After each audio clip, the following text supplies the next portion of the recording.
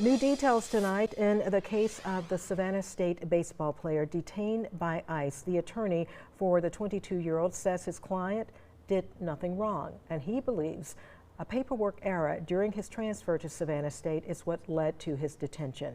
WSAV's Jillian Coles spoke with Johan Sandoval's attorney about this case and what comes next as they work to get him released. Tina, Johan Sandoval's attorney says he did everything expected of him, remained enrolled in school as a full-time student, has no run-ins with the law, and was never informed of a mishap with his student visa. He says his arrest is the result of a mix-up he didn't have a hand in.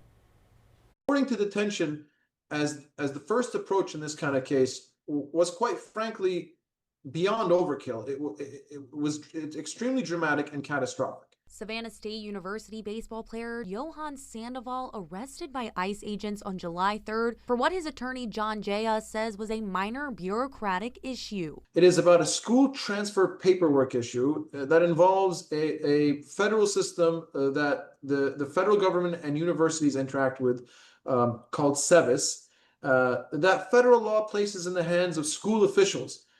Not students. Sandoval came to the U.S. on an F1 student visa to attend Bryant and Stratton College in 2022. According to Jay Haas, somewhere in his transfer to SSU is when the mishap happened, and Sandoval was never notified. He remained continuously enrolled as a full-time student and was never informed by either school or the government that there was any problem with his status.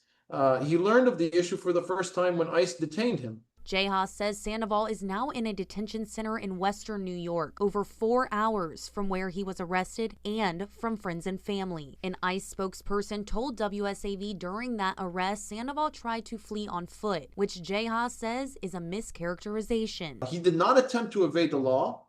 He did not attempt to evade ICE, and he did not engage in any conduct suggesting that he was trying to escape. SSU filed a new I-20 document to get his F1 visa reinstated, according to the attorney. And Jay Haas has filed a formal motion with immigration court to get Sandoval out on bond. Detaining him serves no purpose. He should be released so he can finish his degree and move on with his life.